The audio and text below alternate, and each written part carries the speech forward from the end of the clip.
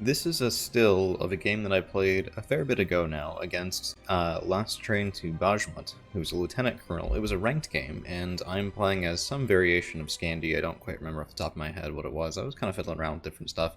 And what you'll notice is I've just purchased an LVKV90. My stuff on the front line is a bit spread out. I don't really do this push anymore because I've sort of gotten some advice on how to do it better.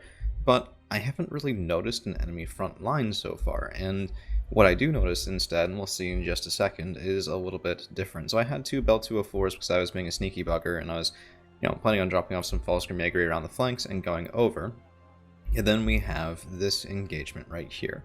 1, 2, 3 circles, kaboom, take out my helicopter, the false Grimagri 90 down to 3. Now, there are very few, so from my perspective, those helicopters are no longer visible.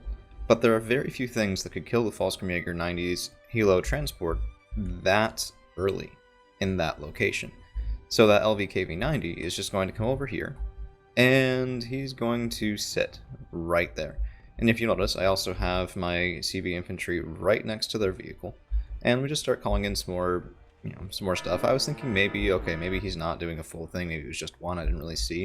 And there's a Sokol coming around this side as well, and that's another reason to have a little bit of base defense, although I'm going to send a puff out to get that. Now, the reason I bring this up, the reason I looked at this video at all, is because very often, when you don't see contact on the front line quickly, your opponent is going to be cheesing you, and it's something that really frustrates me. I think it frustrates a lot of people. I think, if you're going to play the game, don't do something kind of like this. So I have a Scout Defender over on this side. Now we do spot the Sokols and all of that 1, 2, 3 missiles again. In theory, he should be spacing it out, his Sokols a bit more. There's no need to waste that ammunition on a single Scout Helo. And now we have a bit more reinforcements coming in. Now they are too late. But this is one thing. An ounce of preparation can foil a whole couple of pounds of Helo rush very quickly. LVKV90 got a couple of kills.